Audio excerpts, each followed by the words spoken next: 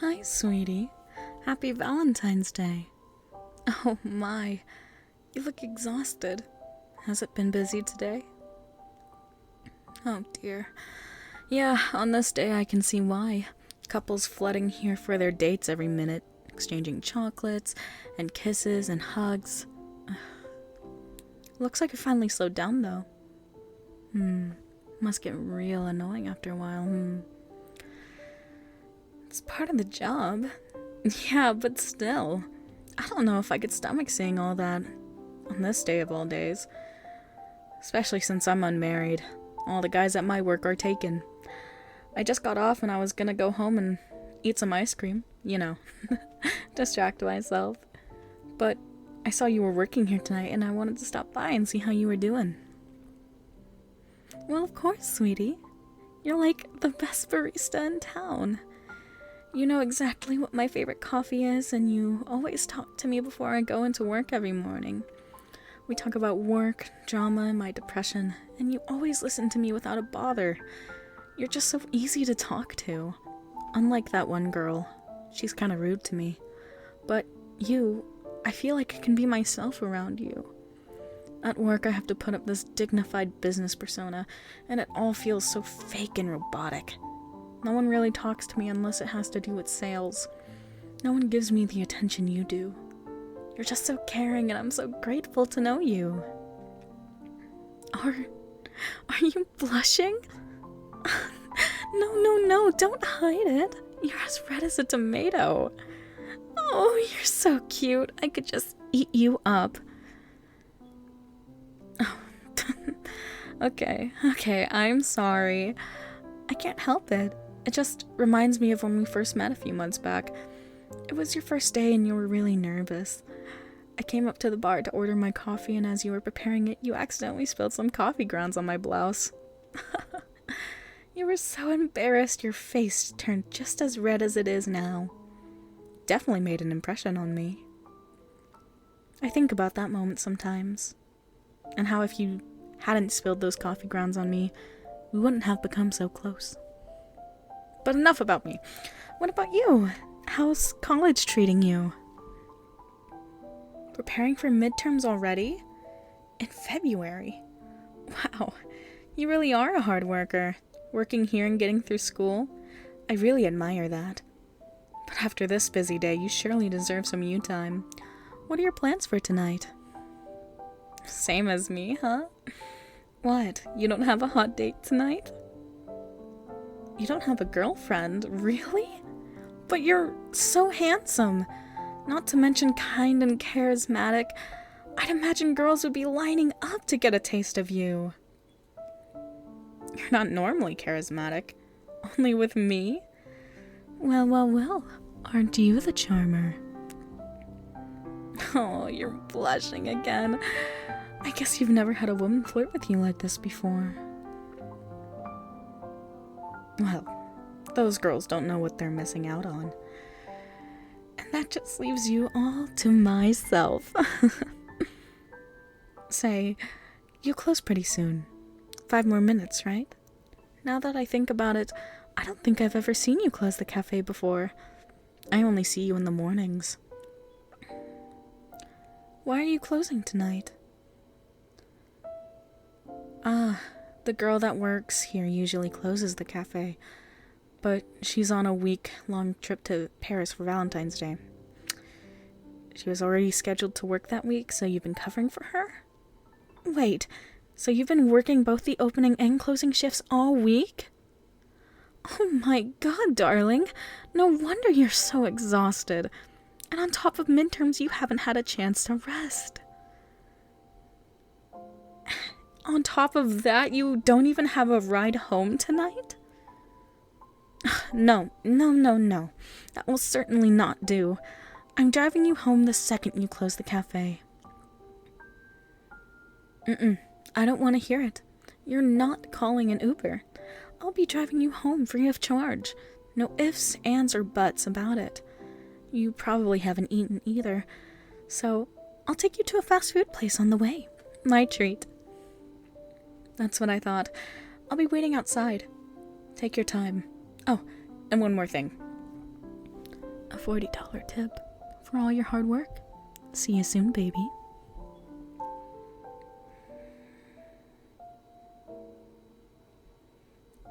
How's your food tasting? That's good to hear. You must have been starving after all that Valentine's rush all day.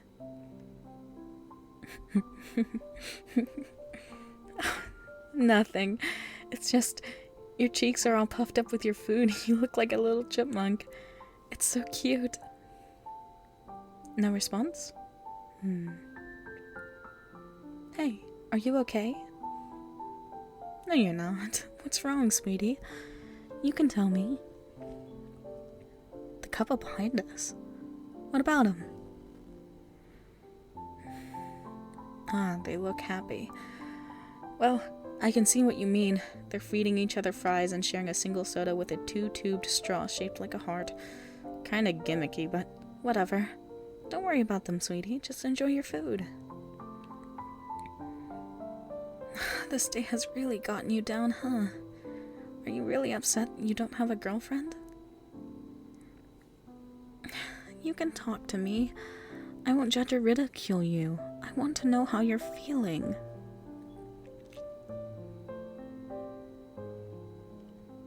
You've been feeling lonely for the past few years? Seeing all these couples today reminded you that you're unlovable? Oh, baby, no. You're not unlovable in the slightest. How do I know? Well, like I already said, you always listen to me. You make me feel appreciated and cared for. You're also funny around me, not to mention super cute. You're the total package every girl dreams of. Girls your age. I get it. I mean, I'm about 16 years older than you, but that doesn't dictate who you are. Trust me, if you wanted to, you could have any girl you want. This one girl. Oh, tell me. The girl you work with who went to Paris? You had a huge crush on her? No way! You and her were childhood friends, and a few years ago you developed strong feelings. You started to drift apart recently, and that's why you started to work at the cafe? So you could be closer to her? Okay. But on your first day, her boyfriend came to visit her and they acted all lovey-dovey right in front of you.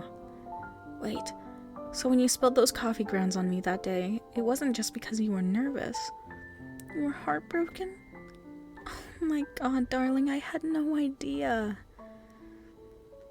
You've been depressed for the last few months because of it, and now that it's Valentine's Day and she's off in Paris with her boyfriend, all you can think about is how everyone around you is living life to the fullest with their soulmate, and you're just wasting away all by yourself. Sweetie. Oh, baby, don't cry. Do you need a hug? Okay. Come here, hug me. There you go. That's it. Hold me as tight as you can. Shh. I'm right here. I got you. Let it all out. I'm sorry, baby. That's the worst feeling in the world to see the love of your life with someone else. I hope you don't mind me asking, is there anyone else at work that's caught your eye? All the other girls at work aren't interested in you, or aren't your type either? Well, what about customers? Against company policy to flirt with customers. Oh dear. Well, then I hope I haven't gotten you into any trouble. A chuckle. I thought that might cheer you up. Just a little bit. I'm sorry. I know you're hurting and a simple joke won't magically make it go away. If it makes you feel any better, that girl you had a crush on is, to put it nicely, not the best. Every time I order my coffee from her, she always groans and sometimes gives me this look like I'm inconveniencing her, even though it's her job. I tried having small talk with her one time, and she said to me, and I quote, "Lady, I'm paid minimum wage to make you coffee, not to talk." I mean, can you believe that? I guess that's why I gravitated towards you, because you are just so not like that. So yeah, believe me, you are not missing out. Yes, you are. Don't say that. That girl's a bit... That's not what you mean? Oh, you think you're missing out on love. I see. Come on, let's go for a walk. Why? Because I think it'll be nice. Plus, I think it's time for a change of scenery. Someplace away from people and couples. Come on.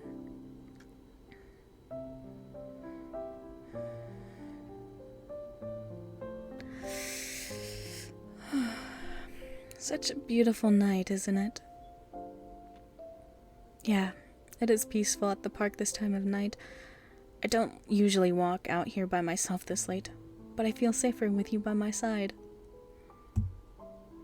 You wanna hold my hand? Of course you can, sweetie. Wouldn't want to get separated in the dark, right? Here, take my hand. Your hand is so warm. Oh, there's a park bench. Let's sit down. Perfect. My ankles have been killing me in these heels. And this bench is right across from the pond, too. Look at how the water shimmers in the moonlight. I've always loved the park this time of night. Peaceful and quiet, no one to bother you. It really makes me appreciate the serenity of nature and the universe.